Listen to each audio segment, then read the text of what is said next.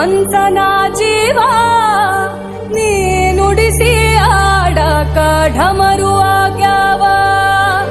ಯಾಕ ಶಿವಲಿಂಗ ನಡೆಸುತ್ತಿ ಹಿಂಗ, ಏನೇನೂ ಇಲ್ಲಯ್ಯ ನಮ್ಮ ಕೈಯಾಗ. ಎಡವಿಸಿ ತಾಳ ಉರುಳಿಸಿ ದಾಳ ನಡೆಸಿದೀವ